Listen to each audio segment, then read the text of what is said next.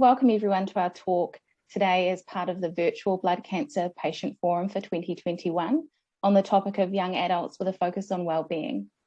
My name is Natasha and I'm one of the support services coordinators for Leukemia and Blood Cancer New Zealand. I'd like to extend a very warm welcome and a big thank you to Louise, Sue and Jake Bailey who are here with us today and who I will introduce shortly.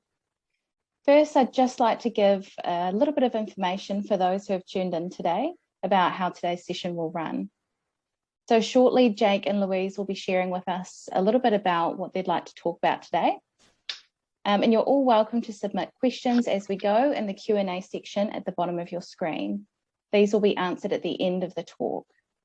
As we have a range of talks happening today, we'll be aiming to wrap up at about 12:30, just to allow a lunch break for those of you who might like to attend the sessions this afternoon as well. And because of these time restraints, we may not always be able to answer all of the questions that come through, but we'll do our best to get through as many as we can. Please also note that this session will be recorded and it will be posted on our YouTube page at a later date. So I'd like to start off with introducing Louise Sue. So Louise is an adolescent and young adults cancer key worker, a clinical nurse specialist for the AYA Cancer Service within the Canterbury District Health Board. Louise is also the Associate Investigator at AYA Global Accord Psycho-Oncology Research. She has her Masters in Nursing, focusing on sexual health concerns and education needs of adolescents with cancer. Her role focuses on developing and running the Canterbury AYA Cancer Service, which aims to provide wraparound care and support that is appropriate and meets the needs of the AYA population. Today we're also, no problem, thanks for joining us. So we're also lucky enough to have Jake Bailey join us today. So Jake Bailey is a full-time speaker, the youngest #1 best-selling author in New Zealand history, and a passionate educator on the power of resilience. Jake first caused global sensation in 2015 when his speech as head boy at Christchurch Boys High School prize giving went viral. A week before he was due to deliver his speech, Jake was diagnosed with Burkitt's non-Hodgkin's lymphoma.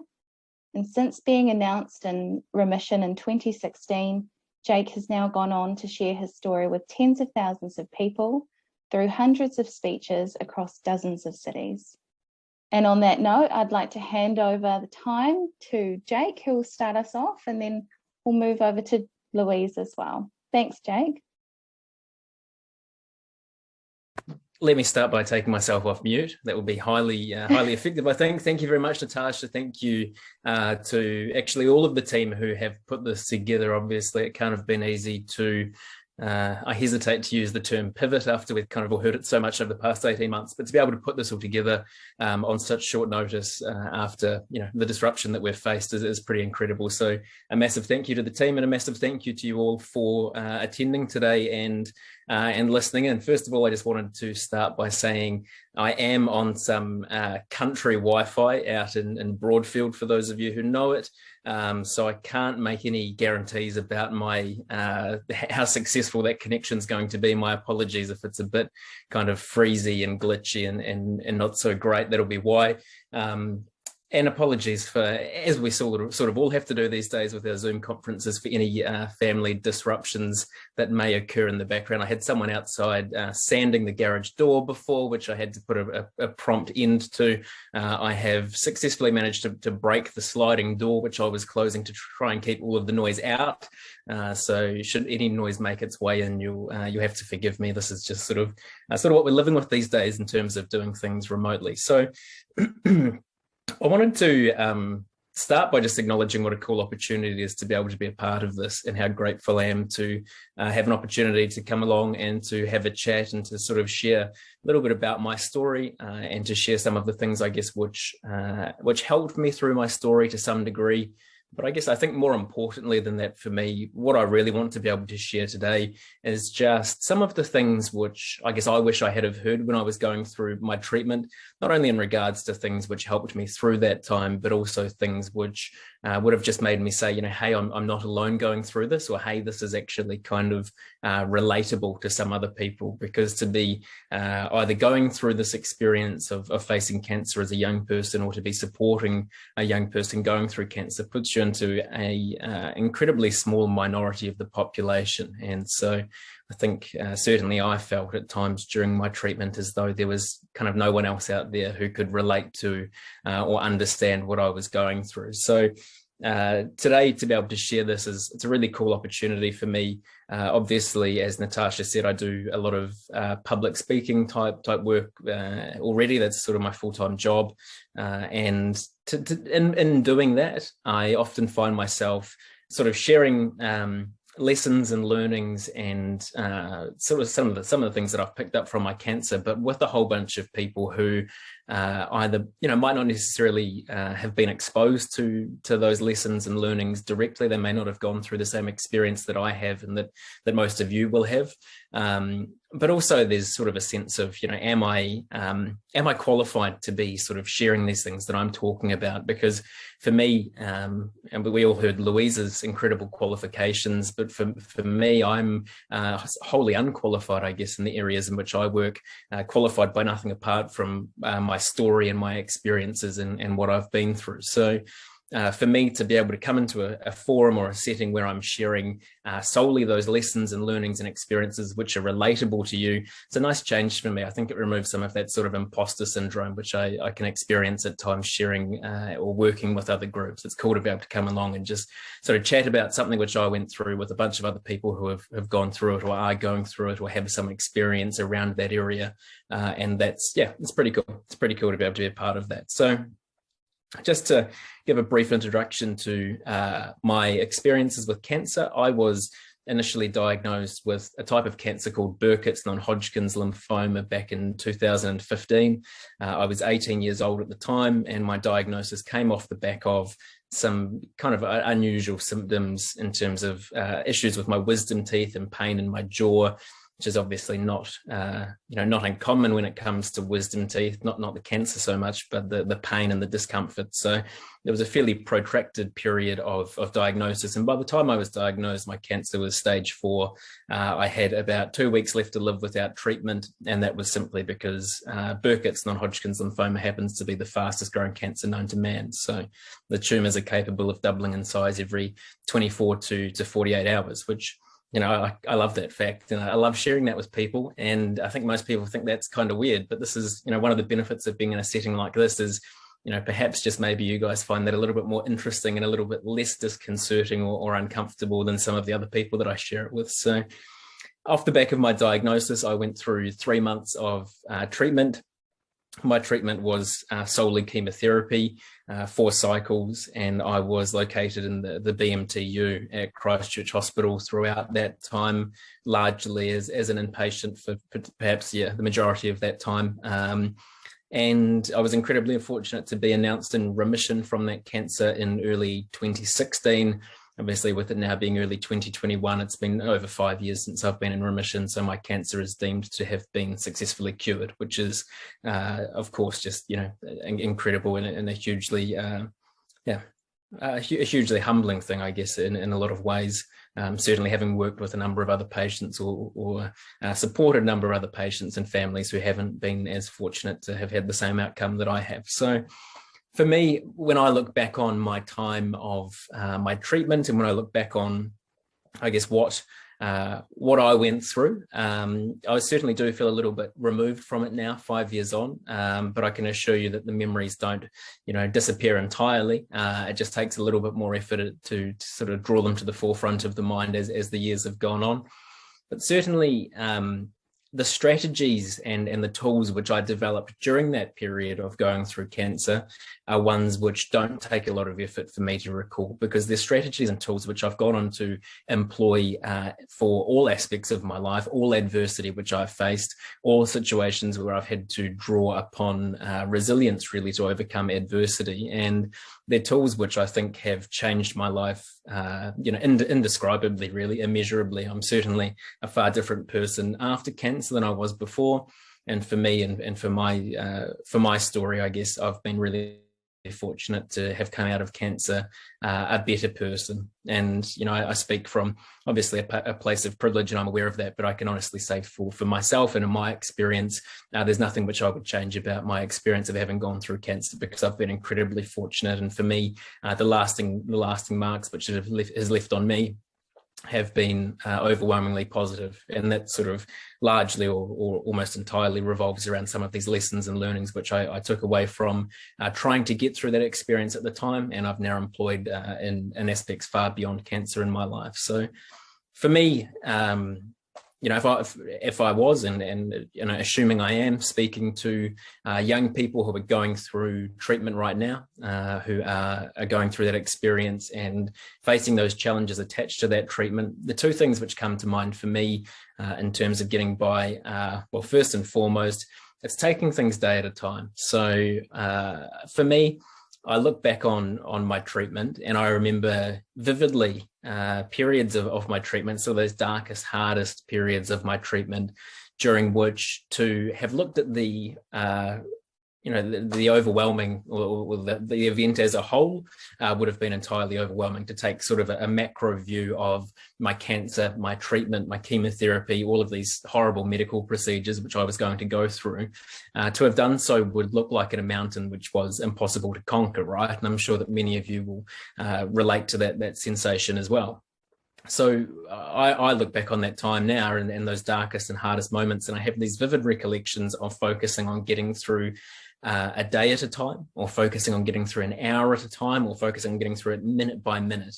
And for me, that looks like saying, yes, I've got chemotherapy today. I just need to ignore the fact that there's more chemotherapy tomorrow, and the day after that, and the day after that. And yes, I've got some, bone marrow aspirates or some spinal taps coming up. I just need to put those to the back of my mind and focus on being here right now, focus on getting through this hour or this day or this minute, sometimes when my nausea was at its worst. And honestly, I think without having done so, I struggle to see or struggle to know how I would have got through that experience of cancer. I don't think it would have been feasible for me to have taken this overwhelming view of what I was going to go through and all the challenges which I was going to face, and to have looked at that and to have realistically believed or hoped that I could have got through that. I think the only way to get through cancer, and certainly the only way to get through adversity at large in life, I think at times, is to break it up into bite-sized chunks, whatever you can manage, whether that's a day, whether that's an hour, whether that's a minute. You just got to focus on ticking them off one after another. That's the first thing which comes to mind for me, and something which I've employed in life post-cancer as well. The other one is something which I like to call finding the little bits of light in the darkness. And other people talk about finding silver linings or finding good within the bad.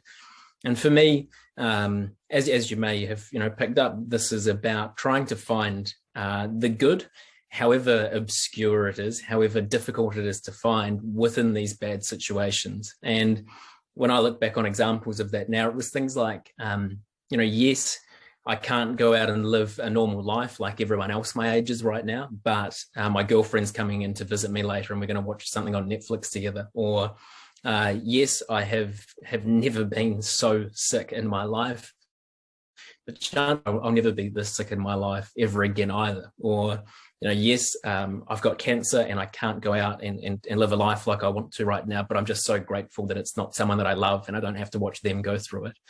And one story which really sticks in my mind for me, which I share for amusement at the bemused looks I get from audiences often, was one particular day in the BMTU. And many of you will know, potentially all of you will know, but for anyone that doesn't know, you get your nice little kind of room service menu, or at least you certainly did when I was in hospital, where they drop off your paper and you tick the boxes for what you want for breakfast the next day. And at least at the time that I was in there, I was always having toast, and there was a box for spreads, and there was just a box which said jam. There wasn't a box which said raspberry jam or strawberry jam or apricot jam or any other kind of jam. It was just jam. And a little fun fact about myself for you to all hear is I love raspberry jam and I hate strawberry jam, right? So every morning I was ripping open the cupboard to receive my breakfast with a great deal of anticipation in the hopes that it would be raspberry jam, not strawberry jam. And I kept getting strawberry jam morning after morning after morning, until one morning I opened the cupboard and there was a beautiful little packet of raspberry jam to go on my toast. And you know, it is pretty farcical to kind of describe the situation, but you have to picture a very sick, a very unwell, a very hairless, eyebrowless, eyelashless, kind of malnourished looking patient hooked up to a drip, jumping up and down in his hospital room, kind of fist pumping the air out of pure excitement and joy that raspberry jam had arrived for me that day. And I guess for me, that's, you know, it's a silly story to share, but it's something which always reminds me of how, even in the toughest situations, even in the darkest times, there is always this ability to try and find good within the bad. And I guess whenever I find myself in challenging situations or situations of adversity now, all I have to do is sort of look back on how happy raspberry jam made me one day in one hospital room during one really tough period of my life to remind myself that, you know, there's always something good to find within the bad. And I guess the importance of that is that, particularly during a prolonged or protracted period of adversity, such as going through cancer or going through cancer treatment, you know, sometimes in life, in the darkest and toughest times of your life, the big good things, the big wins, the big successes, the big things to get happy about, they just aren't going to be there for a period of time. And because of that, what you need to do is you need to sort of readjust your expectations and to try and seek out anything that is good, anything which makes you happy within those days to sustain you through that period. It's unsustainable to travel through an entire period of treatment or diagnosis or whatever it may be in terms of any kind of adversity, that it's unsustainable to travel through that time period without sort of recalibrating and trying to fuel yourself with some positive news or some good things within that, or finding some light within the darkness. So when I look back, those are the two things which stand out for me. One, taking things day at a time. Two, trying to find anything that was good within the bad, no matter how ridiculous it was. And it's certainly something which has stuck with me post-cancer as well. It's something which I still really do now, funnily enough. And I can promise you that the cumulative value of these small things, which I find in every day, which bring me joy, they actually often cumulatively, I think they outweigh the happiness that I get from the big wins and the big successes in life. And regardless of whether they do or not, I think my joy in life is effectively now kind of doubled through having done so. So yeah, those are the two things in terms of intra-treatment which stick out for me. I wanted to talk a little bit, just briefly and finally, before I pass on to Louise, about kind of the post-treatment period as well. This is a funny one because I don't actually have the answers for you in regards to that. I don't have any kind of tips or tools which have come from that experience. But what I wanted to do was I wanted to sort of share, I guess, that you're not alone in experiencing some of the emotions which come and are attached to that.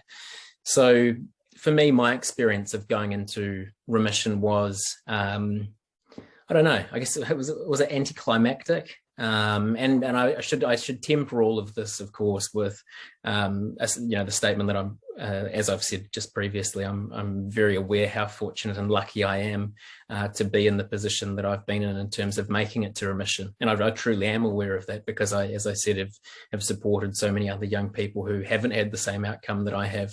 But for me, going into remission, I guess that knowledge that I was incredibly fortunate to have made it into remission was actually more of a hindrance at some point at some points than it was a help. And I experienced a period of time, particularly probably for the first year after I went into remission, where I went through, I wouldn't quite call it survivor's guilt, because to call it survivor's guilt would be incorrect.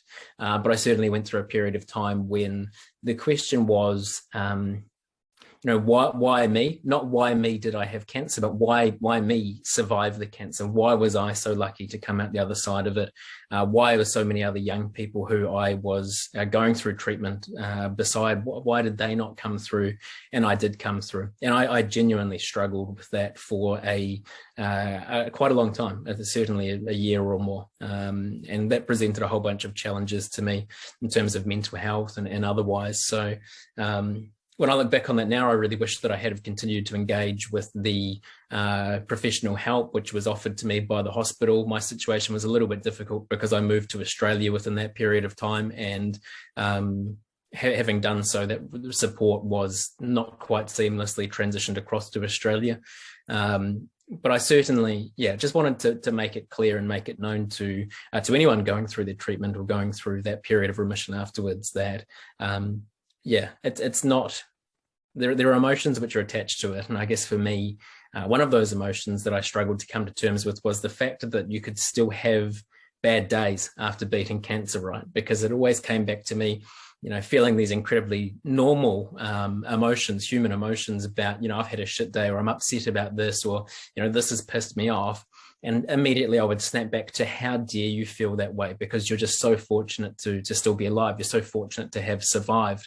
How dare you feel these negative emotions? You should only feel gratitude. You should only feel joy. You should only feel happiness. And it sounds silly, I guess, but it took me a long time to come to terms with and understand the fact that it was okay to feel those negative emotions after cancer, because they're normal human responses to challenging situations. The feeling those emotions brought me a lot of guilt at that time.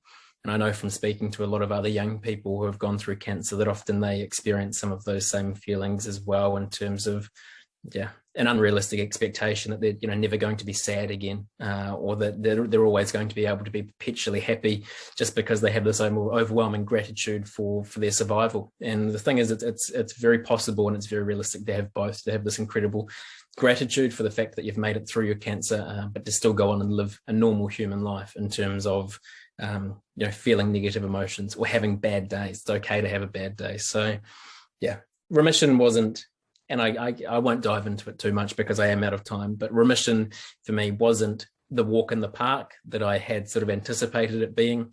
I find for many young people who have gone through cancer that I speak to, they feel that same way. And I just wanted to make it clear to everyone listening that if you feel that way too, then that's completely normal. And it's really easy to get some help for that and to talk to the right people about that. And that's what I would encourage you to do. So I'm going to wrap that up there because I've sort of soaked up plenty of that time. As Natasha said, we're going to do some Q&A type stuff at the end. So if there's anything which you'd like to know or ask me in regards to absolutely anything to do with my cancer, I'm an entirely open book. So please feel free to type those questions into the chat. But for now, just thank you for the opportunity. It's been an incredible blessing and incredibly humbling to be able to share this with you today. And thank you again to the team for putting it on. And on that note, I would like to pass it on to Louise. Thanks, guys. Thanks, Jake. I just had to change rooms and just have to sort of put it out there in regards to the same thing as Jake said, is that I'm home with family who I have actually just kicked out of the house for this, but I can't guarantee that they won't turn back up during it. So I've just removed myself into what sounds like a slightly more echoey room. So hopefully it's okay. I guess following on from what Jake said, I am very aware when I do my job that I don't have first-hand knowledge what it's like to have cancer and to go through cancer treatment. And I truly believe that you can't really understand or comprehend it unless you have. So this is something that I remind myself all the time of when I am going in to spend time with a young person, or when I'm trying to advocate for a young person, or when I'm getting into an argument with another health professional, to improve things for young people. It's one of the things, it's a bit of an arsenal that I take as well, in regards to actually, you don't know what it's like, we don't know, and we're just taking a guess at it.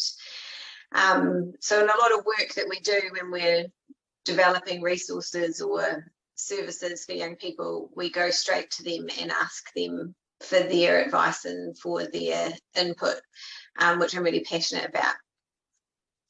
I also often think about the person who did this role before me, and she had heaps of experience of working with young people, and she went on to have intensive treatment herself. And I remember going and visiting her towards the end of her treatment, and she said to me, Louise, you know how we think that we have an idea about what it must feel like for people to go through it, and she said it's 100 times worse. And that really sticks with me, and I remind myself a lot about that as well, because I'm like, okay, I think it's pretty bad anyway. And so if she's telling me that it's 100 times worse than what I think it is, then that's something that I need to be aware of.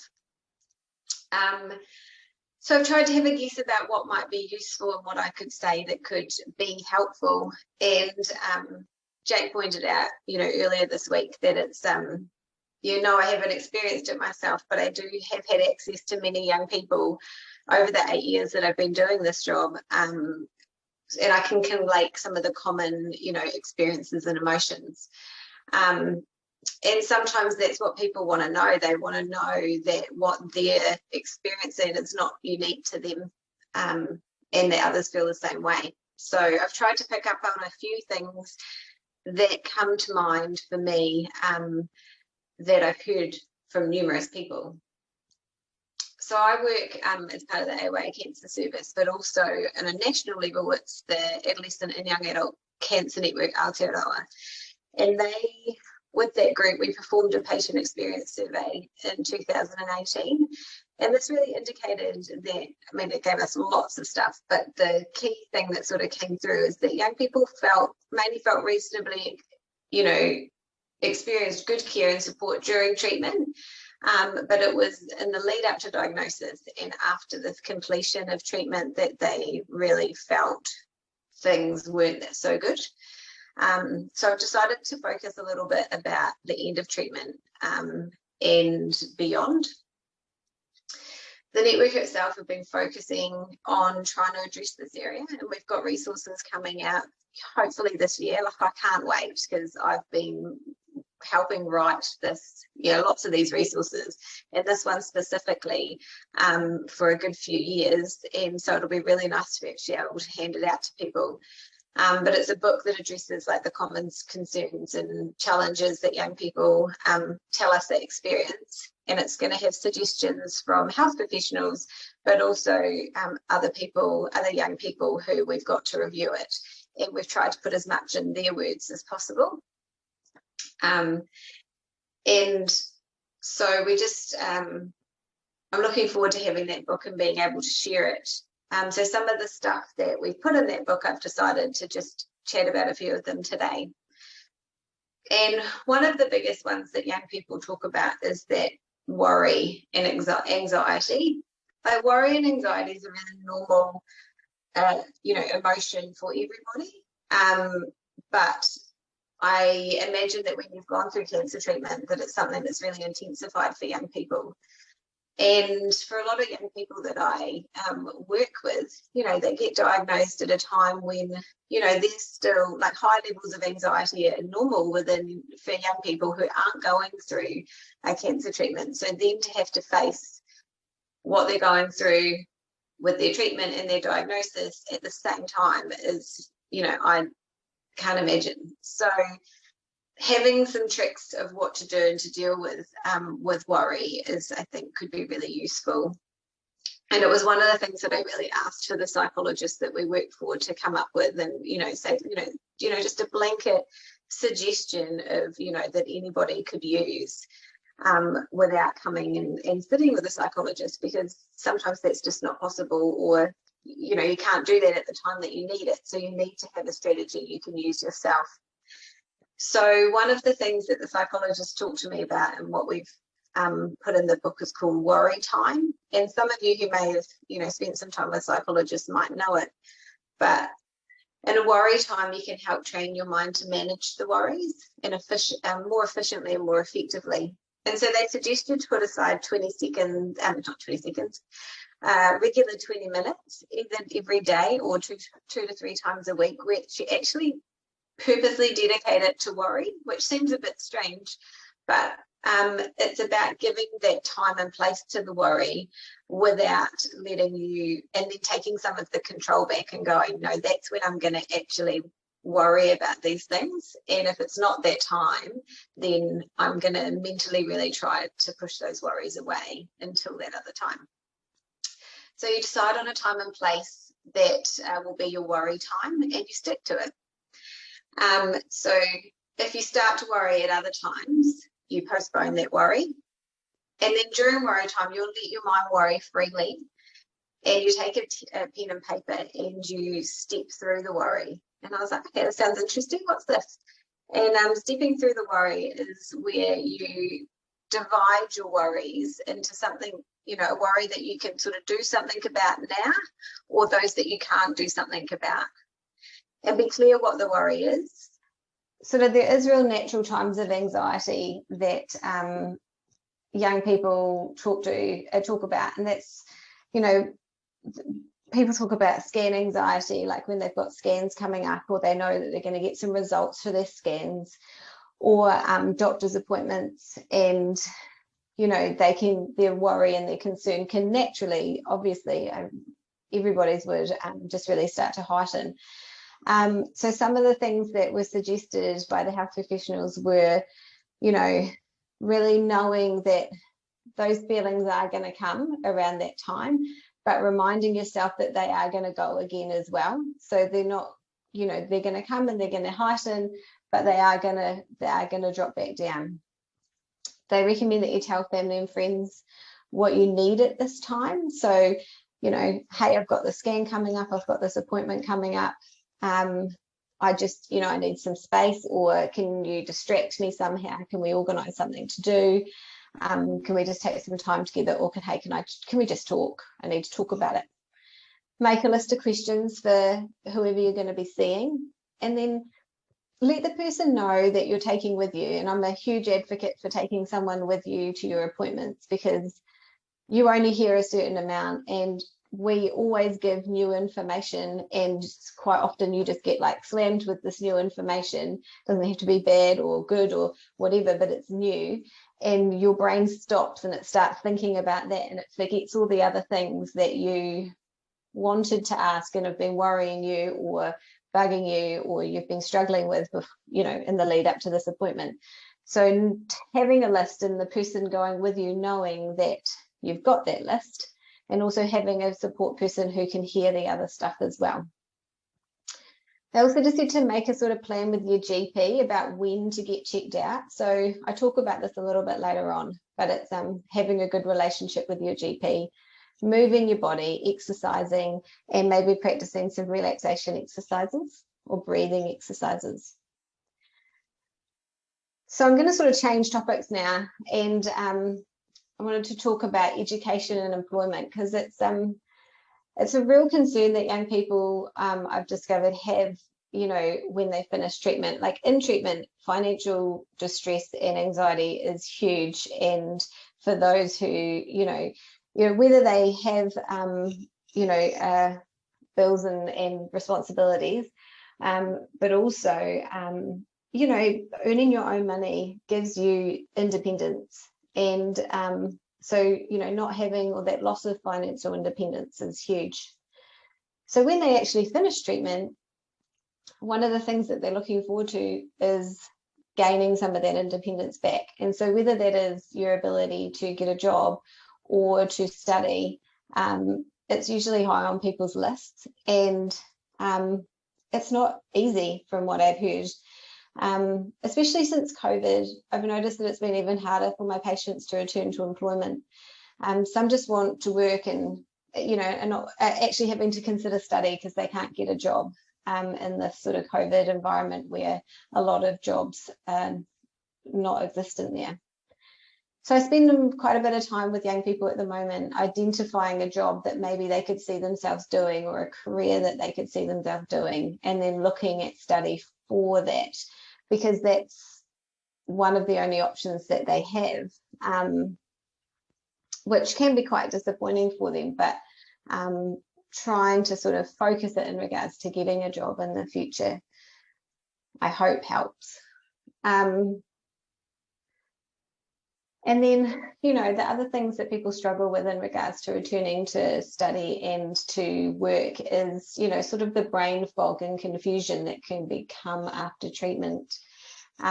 So they can have issues of forgetting things that they would normally have remembered, difficulty following the flow of conversation. So quite often in a working environment or even study, the conversation pace is quite fast. We've got multiple people talking or multiple distractions, and your brain that is still recovering really struggles with that, and difficulty with that multitasking and stuff as well, and feeling tired and lack of energy. So some of the tricks that, you know, psychologists and stuff have suggested is to try and only focus on doing one thing at a time, to write to-do lists, and repeating things back to people so you make sure that you understand, and maybe it will lodge a little bit clearer for you in your brain, and using technology to help you to do these things like setting alarms and calendar appointments, which seem, you know, obvious, but sometimes it's just not. Everything seems too hard. And I think fatigue and tiredness also plays a huge part on your ability to study and employment, and just, you know, figuring out what your next steps are.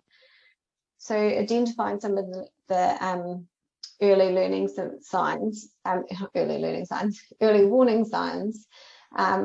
like some of them are quite obvious in regards to being really sleepy and tired, but others are sort of, you know, I can't be bothered to do much, I'm moody and irritable, or find it hard to concentrate, can't make decisions or making judgments, don't find that very easy. Sometimes it can be a loss of, you know, interest in sex or relationships, or sleeping too much. And some of the things that they sort of suggest is to, you know, to really have it, you know, to set a bit of a schedule, and to schedule in some rest periods that you need, especially after you know that you've had to use your brain quite a lot, to schedule a rest after that. And the rest doesn't necessarily mean sleeping. It's more about time to just be still. You know, doing some regular exercise. It doesn't have to be really exerting. It just needs to be regular. And you know, some tips for sleep that they talk about are, you know, there's been heaps of research that's gone into sleep, and that whole sort of trying to create a rhythm around bedtime, they suggest. And look, sleep is huge. Like, you know, we completely stuff up young people's sleep when they go through treatment, you know, and from like staying in hospital and people coming in all hours of the night to giving them drugs that mean they're completely wide awake. So I feel really not uncomfortable, but I'm very aware of the fact that I'm sitting here giving tips on how to do sleep, because sleep is hard. And but these seem to be the stuff that's come from research. So creating a bit of a rhythm to your day, so that you do it every day of the week, even weekends and weekdays. So the times that you get up and the times that you go to bed, and not change, and what you do in the day, and not changing that even if you've had a bad sleep. So I mean, I have friends that are, you know, the same now, and they'll go, oh no, I'm not going to do this because I had a really bad night's sleep. So the suggestion to maintain good sleep is to not change your routine despite your sleep, which I don't know how easy that is, but it is definitely one of the suggestions. And you know, screen time is a big thing as well, trying to limit that, you know, in the hours leading up to sleep. And there are lots of other tips, but I'm aware I'm running out of time, so I'm not going to talk too much about that. The other big thing is reconnecting with your GP. So I'm aware that it's a really hard transition. You've had a team surrounding you for your treatment who hopefully addressed most of your concerns and been there when you need them. And then at the end of treatment, you're sort of like, okay, we'll see you in 3 months' time. Good luck with that. But that's what I sort of feel like. Sometimes it feels like.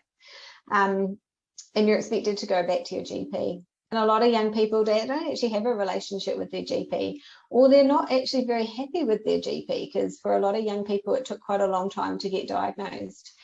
So that's quite a big ask, and knowing when and who to actually talk to. So I do really suggest that you take the time to find a good GP, find one that you feel comfortable with, and then actually booking an appointment to see them when you're well and go through, you know, what has happened, what your treatment's been like, what, you know, the surveillance is looking like, and what maybe some of your concerns are in regards to, you know, health from here on, so that when you do need them, or you do need to see your GP, you are clear in their head as to who you are and what your journey has been. I wanted to just briefly talk about relationships and dating. Like, this is, I could talk about this for hours. It's really tough from what I have heard, and that those who are in relationships doing treatment find it just as tough as those who aren't. And those who are in relationships often are dealing with how they're communicating with their partner, their changes in body image, their self-esteem, their energy levels. And quite often when they finish treatment, you know, they've had a really supportive partner during treatment, and it's hard for that partner to then go, okay, well, you're finished now. Why are things not returning to normal? And for those who are contemplating dating and stuff during or after treatment, it's quite often, well, when do I actually bring up the fact that I have had cancer, or I have cancer? You know, when's a good time to do that? I don't have the answers to that. And I think it's a good segue into just really expressing that I think, and encouraging and backing up sort of what Jake said in regards to, I really encourage you to find other young people who have had a similar experience to you, because they are the people that are going to have that knowledge to share or experience to share. And it is one of my fears that I have had, that with the technology and the social media and everything that's available to young people going through treatment these days, the great thing is that they don't lose contact with their friends, and they quite often maintain some of those friendship groups. But it also means that they don't need to find new friends or need to seek out support groups, or whether it's online or in person. And I'm a little bit fearful that they're missing out on that wealth of knowledge and support from other young people who are going through a similar journey, or have been through that journey before them and could help them, which their friends don't have that knowledge. So I do really encourage you to seek out, whether it's an online forum or, you know, in-person support groups. And finally, the last thing would just be time. I think, you know, young people have sort of said to me, it just gets easier with time away from treatment and hospital appointments, time where nothing bad has happened, and time to recuperate. And I imagine this would be both frustrating and comforting to hear at the same time. But it's what those, you know, all the young people that we talk to sort of fed back to us, is it does take time, and it is tough, but it gets better with time. So I hope that something that I had to share was helpful. And if you guys think about anything that would be really helpful for me to include in this presentation, or for me to know when I'm working with young people, then I'm all ears, and I'm definitely not an expert. But thank you for having me. Hey, Louise, thank you so much. And thank you, Jake, as well, for both an incredible recollection of your experience, but also Louise giving us some great kind of concrete things to work with as well, some strategies. We really appreciate that. And I'm really glad that this is recorded because it'll be a great resource to move forward with. So I think if we've got all of us here, and Jake, you're more than welcome to join us when you're available. I thought we could love work... to, but I can't turn my video on without your permission, apparently. So I might need you to bring, here we go. Sorry about that. Good to see you. No, don't be. Awesome. Well, thanks, guys. Good to see you as well. Good to be here. Great. So I'll read out a couple of these questions. I know we've got about 2 minutes or so of time, so we may not get through them all. But maybe we'll kick off with the first one here. So an anonymous attendee has asked, Jake, thank you so much for your honest and helpful talk. As someone in the midst of treatment, but a lover of exercise, to manage my mental health, how would you advise I try to maintain my mental well-being while feeling so weak and unable to do the level of exercise I normally would? Sure. Yeah, really interesting question, actually, and something which I have sort of experienced in reverse, I guess, in a sense. During my treatment, I was the worst example of someone engaging with exercise, or even engaging with, sort of the base level of working with a physio. I used to pretend I was asleep when the physios would show up to make me do circles around the chair in my room. So I can hardly speak from a place of authority, but certainly now post-treatment, I'm someone who is a big fan of exercise and as a tool for mental health, as you said. To kind of answer that question, I think, and it's probably an experience which you will have had in terms of exercise always being relative as well. I think to be able to achieve anything during treatment, to be able, even if it is lesser than something or lesser than the level of exercise which you are accustomed to or used to being able to complete pre-treatment, I think the level of satisfaction which comes from that really ought to be at the same, as great or at the same level of satisfaction as you would get from exercise pre-treatment. And that's not for me to be in a position to lecture you on, but I think that it's from an external perspective, you have my huge admiration for being able to even undertake any level of exercise or physical activity during that treatment. So I feel that you ought to draw a huge amount of satisfaction from that. You've got to remember that much like when you start out exercising and you achieve not as much as you can later on after some time and some improvement and practice, I think to be in a position where you're able to do anything, it's all relative, and it's a huge achievement. So that would be my only advice in that regard. Awesome. Thank you. And we've got a thank you that just came through as well. Quickly, I'll just get through one more question, and I just want to ask you, Louise, this one. Do all AYA have access to an AYA cancer nurse around New Zealand? Is this an automatic referral based on age? Yeah, it's a really good question. So the key workers, there's 6 of us around New Zealand, and we cover a geographical area.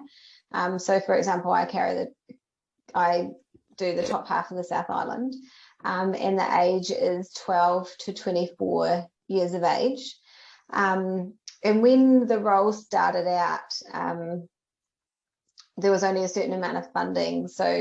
And that funding's never been increased. So where the aim, especially when I started the role, was that we saw everybody and that we were involved with everybody, that we could identify. As the numbers have increased, as the years have gone on, that's just become impossible. So we are just looking now and have asked the network to really help us to figure out how we figure out and decide who's most in need of working with us, or who we should be working with, and who we can develop resources to support without the time. So for example, I only am funded to work 3 days a week, which makes it really difficult.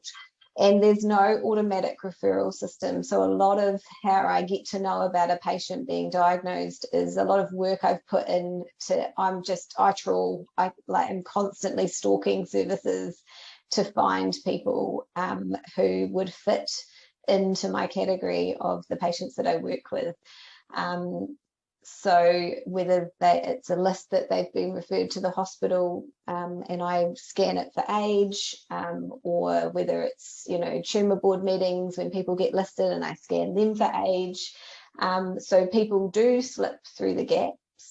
And also, as things have got busier, I've had to look at where the need is greatest. So where I used to sort of be really involved with those in the younger part of my age group, I'm not as involved with them anymore, because pediatric oncology have a lot more resources available to support people than those who are out in the adult environment. So I've had to focus my support to those young people. So I don't know if that really answered your question, but it's not an automatic referral. And we're very aware that there's an equity in the service, especially if you don't live in one of the major tertiary centres as well, because although I cover this geographical area, I don't have funding to travel to other places. So if the young person's not coming to Christchurch for treatment, I have to find other ways of supporting that person or working through some of the nurse specialists in that area to support them to support that patient. So it's not equal, and that's definitely something that the network are trying to look at addressing. Awesome, thank you, Louise. Something that we'll kind of keep an eye on and see how things go. And just quickly, I know we're running into lunchtime a little bit, but I thought I might just ask this last question here. So the question is, thanks guys for the great talks. Jake, can you advise me as a mate of someone who is going through cancer treatment? What can I say and do that would be helpful to him while he is in hospital? Yeah, sure. Really, I mean, a very common question which I come across, and the short answer is treat them no differently than you did beforehand. I guess going through that incredibly turbulent period of life where everything is sort of tipped upside down out of the blue, the last thing which you want to have change is the way which the people who you care about and who are closest to you treat you. And I mean, for me, the story which I will, briefly share now, which I often share with people in regards to that, was shortly after my diagnosis, sort of probably a week after my initial diagnosis, a good mate of mine sent me a poem. And I was like, wow, this is kind of cool. And an 18-year-old guy's written another poem for another 18-year-old guy.